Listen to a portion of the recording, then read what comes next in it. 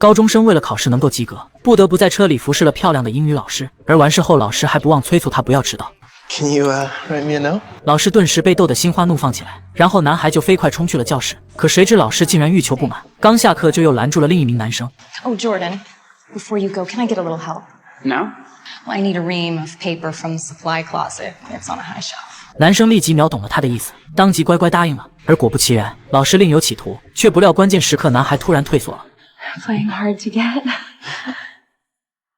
Is that better? Now let's see what we can do to get that average up.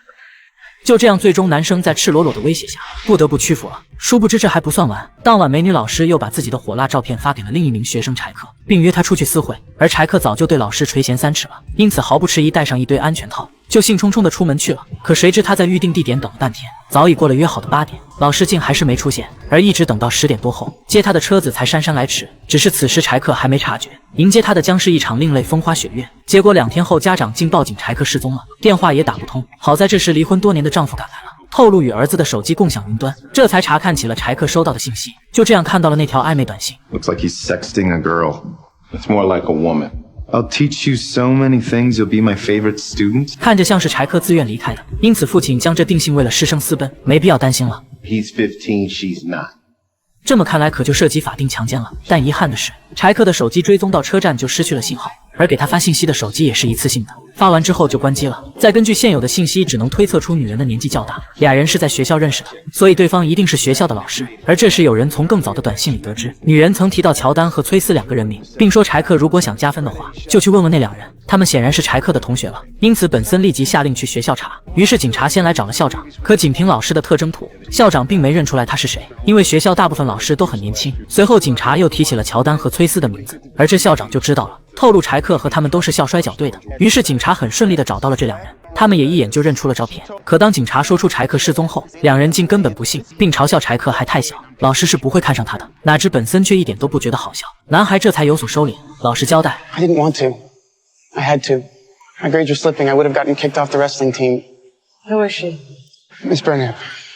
Phoebe's her first name. She's our English teacher. She makes me do things to her in the supply closet. That's how I got the perfect grade on my Leaves of Grass essay.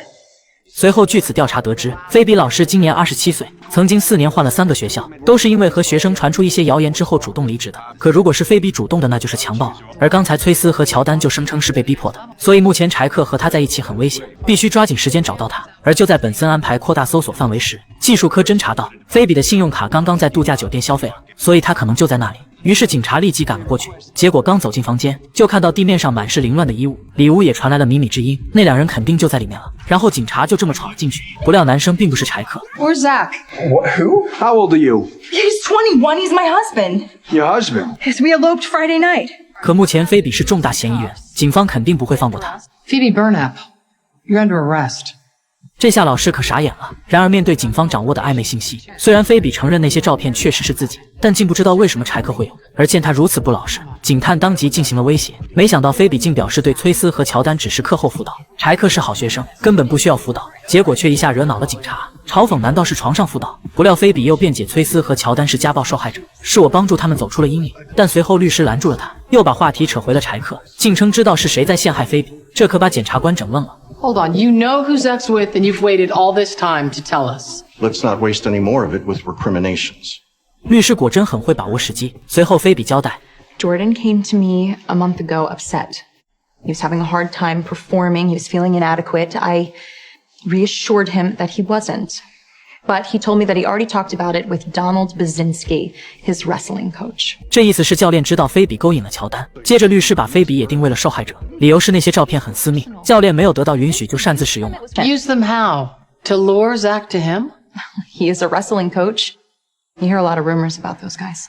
接着乔丹也证实让教练看过暧昧信息和照片，但是教练却没让报警，并警告说如果让媒体知道的话，你的大学奖金就泡汤了。而乔丹也把照片发给了教练，因为他说需要证据。所以这么看来，教练真的有重大嫌疑了。紧接着警察就强闯进了教练家里，准备进行抓捕。可是这里早已人去屋空，但从桌上的食物残渣来判断，他们确实在这里待过。而这时有人发现了地下室，警察急忙冲了进去，结果却看到了震惊的一幕，墙上竟贴满了年轻帅气男孩的照片。不用想，这些都是教练历年的学生，也都是被他侵犯过的人。教练果然是一个隐藏的大色魔，所以柴克现在很危险。随后警方以此为线索，让柴克的父母辨认照片，试图找出知道教练下落的人。而此时父亲才明白过来，竟是教练诱拐了儿子。然后他们就赶紧辨认，果然认出了一个叫奈特的男孩，并提供了他的工作单位。可当警察找到奈特后，起初他还不承认认识教练，直到警察拿出了照片，奈特才无法回避，可却否认被教练侵害了。但警察知道他这是羞于启齿，因此立马动之以情，讲出了柴克失踪的事，希望他出手帮忙。奈特这才说出教练在宾州有栋房子，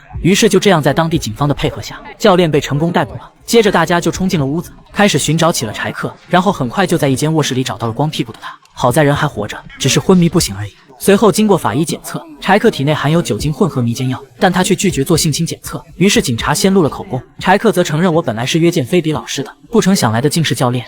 So you got in the car, and then what? He drove me to his house. He ordered pizza. He gave me a beer. We watched hockey. I must have drank too much.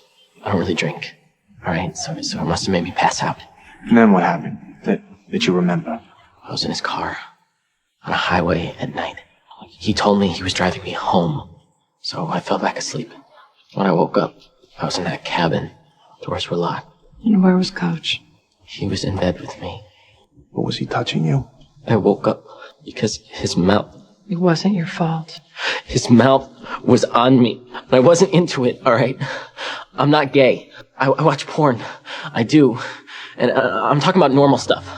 Girls. 而眼见柴克将侵犯当成了耻辱，警察赶紧劝解：“你是被下药了，身体自然做出了反应而已。不管他让你做了什么事，要负责的是他而不是你。”然而男性受到侵害往往更难以释怀。柴克最终还是选择了逃避。那接下来就是起诉教练了。检察官指控他犯下了绑架罪和1级强奸罪，以及传播儿童性行为。可是法官却允许了教练保释，并且更糟糕的是，柴克父母却不想儿子出庭指证，理由是现在全校都知道菲比和教练被捕了。如果说是起诉美女老师色诱还能接受，但如果是教练性侵学生，那柴克就太丢人了。可本森不想看到受害者沉默，于是极力说服他们改变决定。然而俩人已经铁了心，只说了句谢谢就转身走人了。而这让本森很无奈，没有证人就会让教练逃脱制裁，所以只能再找其他受害者来指控了。结果最适合的人无疑就是奈特了。但当警察表明目的后，奈特却拒绝出庭。虽然警察尽力做了说服，可奈特仍是不想当这个出头鸟。就这样，眼看就差一步成功的案子又陷入了僵局。只是谁也没想到，一件出乎意料的事这时发生了。奈特突然来到了派出所，竟一反常态称可以提供证据，这可真是万万没想到的。随后警察就查看了教练的认罪视频。